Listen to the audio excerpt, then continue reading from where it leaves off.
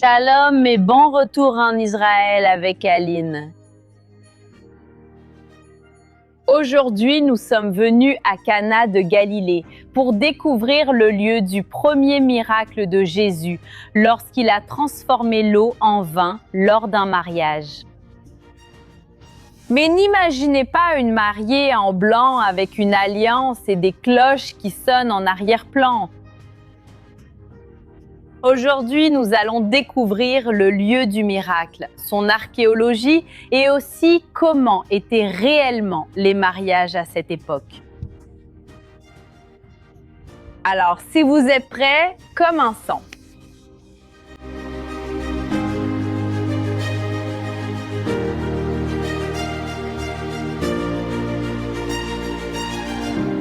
Jésus a vécu la majeure partie de sa vie à Nazareth, qui, à cette époque, était un petit village juif avec seulement quelques centaines d'habitants.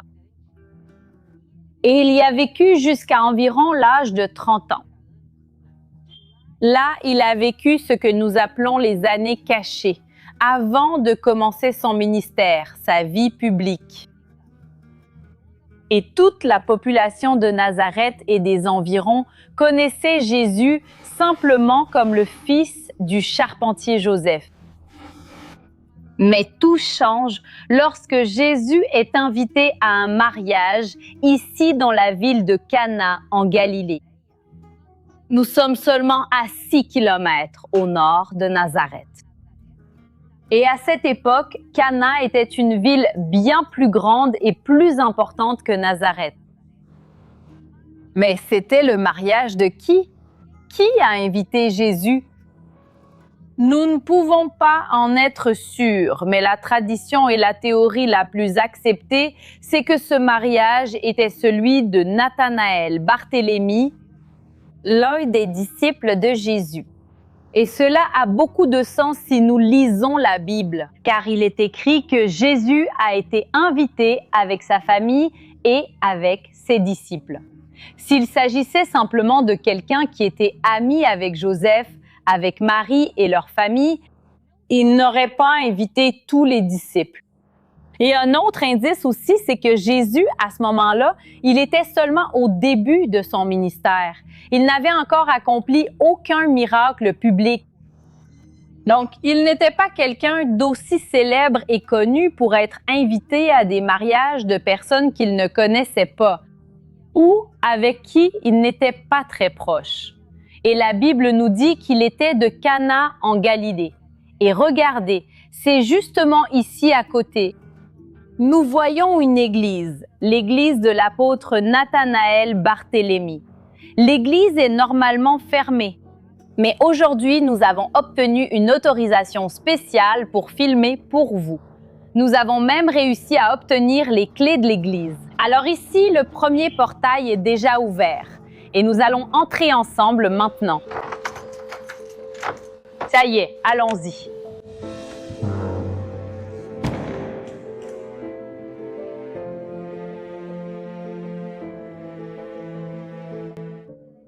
L'ancienne tradition chrétienne dit que tout près d'ici se trouvait la maison de Nathanaël. Et il y a quelque chose de très intéressant dans son histoire. Lorsque Philippe vient le voir et l'invite à suivre Jésus, quelle a été la réponse de Nathanaël? Il dit « Nazareth? Comment quelque chose de bon peut-il venir de là? » Et la réponse de Philippe est fantastique. Philippe dit « Viens et vois ». Mais si nous prenons maintenant ce dialogue et que nous le plaçons dans un contexte historique, il prend tout son sens. Cana était une ville beaucoup plus grande, plus riche et plus importante que Nazareth. Littéralement, Nazareth était la périphérie de Cana. Et nous voyons cela encore aujourd'hui. Très souvent, les personnes de la campagne et de la périphérie sont parfois discriminées. Parfois, les gens pensent qu'ils valent moins que ceux qui vivent dans les grandes villes. Et Nathanaël fait cela. Du moins au début. Quand il entend que Jésus vient de Nazareth, il trouve cela étrange. Pour lui, il serait plus logique que Jésus vienne de Cana ou au moins d'une autre grande ville comme Jérusalem. Mais quand Nathanaël rencontre Jésus, il se convertit rapidement et devient son apôtre. Nous n'aurons probablement jamais la certitude. Si ce mariage auquel Jésus a assisté ici à Cana en Galilée était le mariage de Nathanaël-Barthélemy. Cependant, une chose que nous pouvons savoir, c'est comment s'est déroulée cette célébration. Comment s'est passée la fête dans les rues de la ville et dans la maison du marié. Alors maintenant, nous allons découvrir ensemble cette grande fête.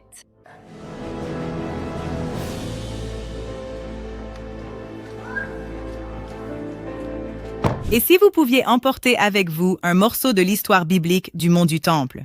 Chaque jour, je marche dans ces rues anciennes. À Jérusalem, la foi n'est pas seulement un souvenir, on la ressent. Vous pouvez désormais la tenir en main. Dans les années 1990, des archéologues ont récupéré de la terre du site de l'ancien mont du Temple lors du projet de tamisage du mont du Temple. Ceci est un lien vivant avec l'histoire biblique, juste ici dans mes mains. Temple Mount Swell est la seule entité autorisée à vérifier et certifier son authenticité. Chérie, c'est mon cadeau de mariage pour toi. Il représente mon amour pour toi et le lien que notre famille partage avec Dieu. J'espère qu'il te rappellera toujours la foi qui a guidé notre famille et qui fera désormais partie du foyer que tu construiras. Chaque pièce est accompagnée d'un certificat signé, prouvant que tu fais partie des rares à posséder ce trésor. Clique sur le lien dans la description ou scanne le QR code pour recevoir ce lien tangible avec l'histoire biblique. Pour mes abonnés, où que tu sois, la livraison est entièrement gratuite. Shalom. Et maintenant, revenons à la vidéo. Les mariages à cette époque étaient très différents de ce que nous connaissons aujourd'hui. Au 1er siècle, la plupart des mariages étaient arrangés par les parents. Et après qu'il y ait eu un accord entre les familles, les futurs mariés étaient effectivement consultés. Et s'ils étaient d'accord, alors les fiançailles avaient lieu. De nos jours, les fiançailles sont quelque chose de plus social. C'est l'annonce publique de l'intention du couple de se marier. Mais cela n'a aucune valeur légale. Mais à cette époque, les fiançailles étaient quelque chose d'extrêmement sérieux.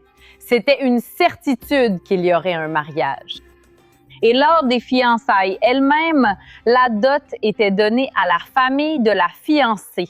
Rompre des fiançailles était comme divorcer. Et nous voyons cela par exemple dans la Bible, dans l'histoire de Joseph et Marie.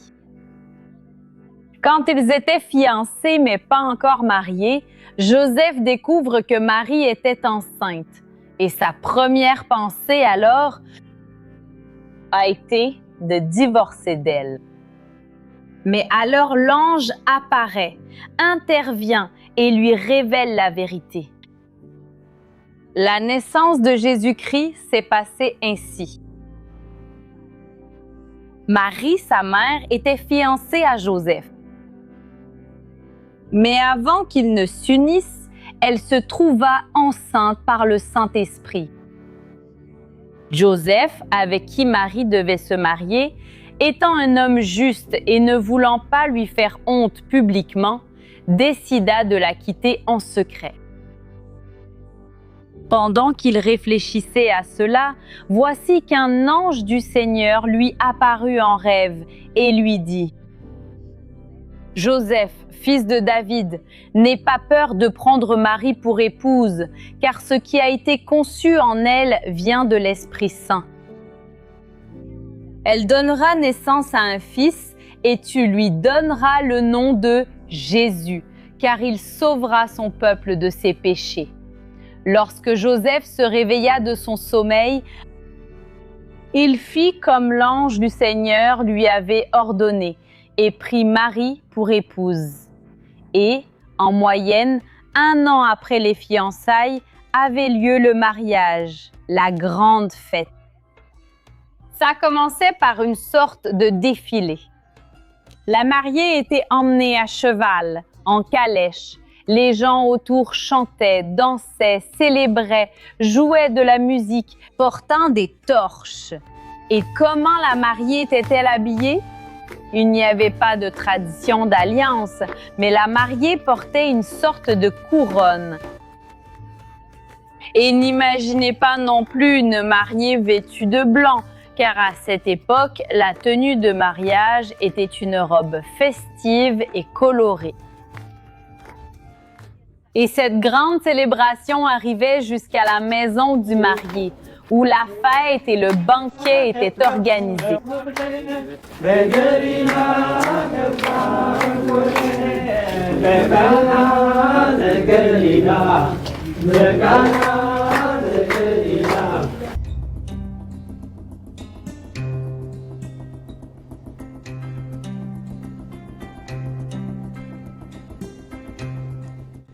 Nous arrivons enfin au lieu du mariage, de la fête, de la célébration elle-même. Et nous pouvons voir qu'une église a été construite à cet endroit. Cette église date de 1881, avec quelques éléments qui ont été ajoutés par la suite. Mais ne vous laissez pas tromper par cette façade moderne, car cette église est construite sur des vestiges bien plus importants. Alors découvrons d'abord l'église moderne, puis son archéologie.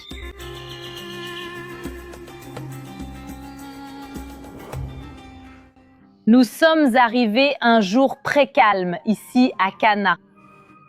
Car les jours plus animés, on voit souvent beaucoup de mariages et de renouvellement de vœux ici à l'église.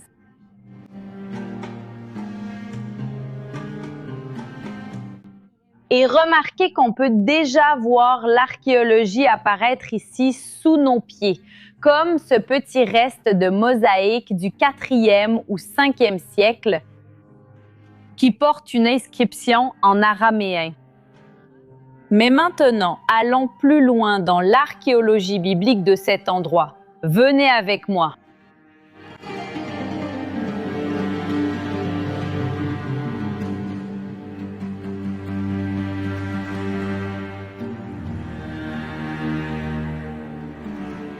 Et ici, nous pouvons déjà voir les fouilles archéologiques. Et ce qu'on a découvert ici est fantastique. Il y a des vestiges d'une maison du 1er siècle. Cette maison a existé entre le 1er et le 4e siècle, c'est-à-dire précisément au 1er siècle, à l'époque où Jésus a vécu. Et pourquoi est-ce important?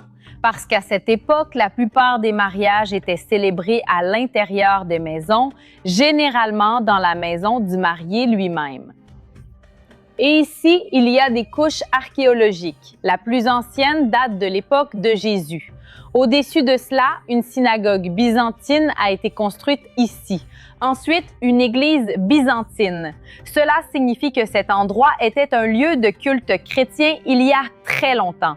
On parle d'il y a environ 1500 ans au moins. Et par-dessus cela, une église des croisés a été construite, qui a également été détruite.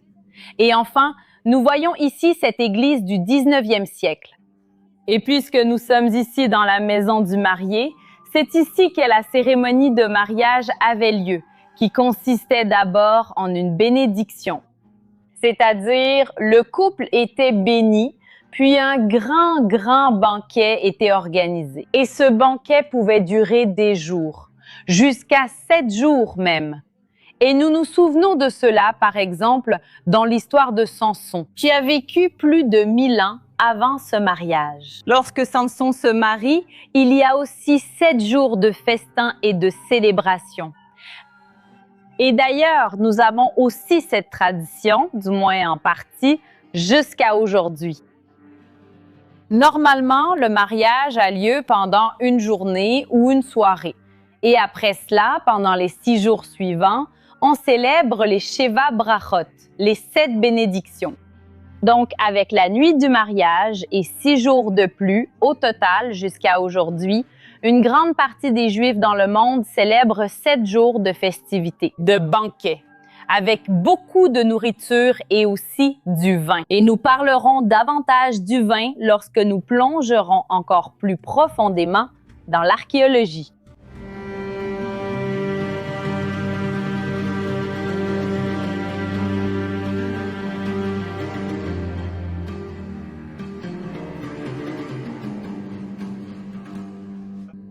Et lorsque Jésus était à ce mariage, le vin est venu à manquer. Ce qui peut sembler banal de nos jours était considéré comme quelque chose de très grave à l'époque. Une chose très importante au 1er siècle était ce qu'ils considéraient comme l'hospitalité. Et finir le vin pendant le banquet pouvait être un signe de honte publique pour toute la famille du marié. On se disait alors, comment la famille a-t-elle pu inviter toutes ces personnes, certaines d'entre elles venant de loin, et maintenant ils n'arrivaient même pas à servir correctement leurs invités? Les mariages à cette époque étaient de grands événements, très bien organisés. Il y avait même, lors de ce mariage, un maître de cérémonie, un organisateur pour s'assurer que tout se passerait bien. Et ça ne s'est pas bien passé, car le vin est venu à manquer. Et alors Jésus, à la demande de Marie, il intervient dans la situation. Pas simplement pour fournir plus de vin pour la fête, mais plutôt pour éviter que cette famille ait honte et pour ne pas mettre fin à la joie de la célébration. Il y avait là 6 jarres de pierre que les Juifs utilisaient pour les purifications, et chacune pouvait contenir environ 100 litres. Jésus dit aux serviteurs, « Remplissez les jarres d'eau et remplissez-les jusqu'au bord. » Alors Jésus leur dit, « Maintenant, portez-en un peu au maître du banquet. » Ils le firent ainsi. Et le maître du banquet goûta l'eau qui avait été transformée en vin. Ne sachant pas d'où il venait, bien que les serviteurs qui avaient puisé l'eau le savaient. Alors il appela le marié et dit, « Tout le monde sert d'abord le meilleur vin, et après que les invités ont déjà bien bu, on sert le vin de moindre qualité. Mais toi, tu as gardé le meilleur jusqu'à maintenant. » Ce signe miraculeux à Cana en Galilée fut le premier que Jésus a accompli. Il révéla ainsi sa gloire et ses disciples crurent en lui. Jésus ordonna de remplir 6 jarres d'eau.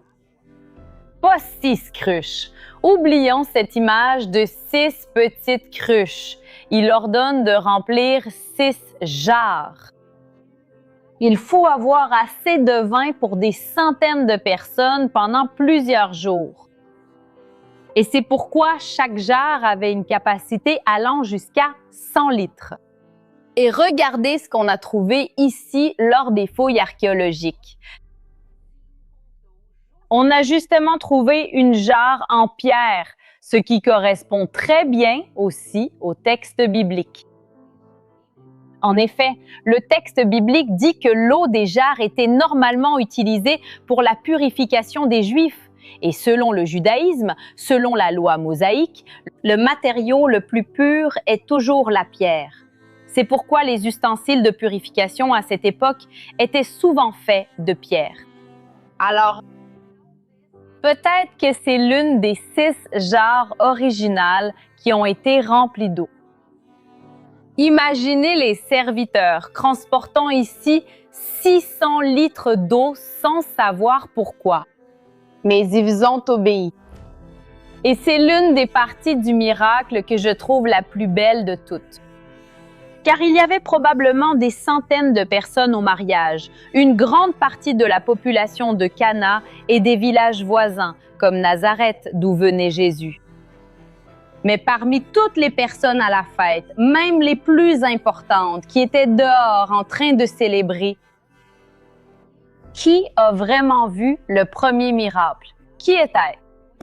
les serviteurs, les personnes les plus simples qui étaient en train de travailler, car ils ont eux-mêmes porté l'eau avec leur propre force et ils ont vu l'eau entrer et le vin sortir. Parce que ceux qui étaient à la fête, qu'ont-ils vu? De plus en plus de vin arrivait. Mais ceux qui travaillaient ici ont vu la réalité de ce premier miracle public de Jésus. Nous pouvons aussi observer la grandeur physique de ce miracle. Jésus n'a pas simplement fait 6 cruches de vin, il a fait 6 jarres. Et ce n'était pas simplement du vin, il a fait un vin meilleur que celui qui était servi à la fête. C'est écrit dans la Bible, lorsque le maître de cérémonie goûte le vin, il dit « Waouh, vous avez gardé le meilleur vin pour la fin ». Normalement, les gens servaient le meilleur vin au début, car les gens étaient déjà un peu plus joyeux, si on peut dire. Alors, ils commençaient à servir le vin le moins cher, le plus simple. Et il est surpris que le meilleur vin ait justement été servi à la fin. Mais il ne savait pas que ce meilleur vin était le vin fait par Jésus. Et une chose importante que je veux vous dire, c'est que nous sommes ici en train de parler d'un miracle du vin. Mais nous devons lire la Bible dans son intégralité et aussi nous rappeler que la Bible nous dit que l'ivresse est interdite. Je ne suis pas ici pour dire s'il est permis ou non de boire du vin, mais rappelons-nous ce qui est écrit dans Éphésiens. Ne vous enivrez pas de vin, ce qui mène à la débauche, mais soyez remplis de l'Esprit. Et maintenant, poursuivons notre visite à Cana en Galilée.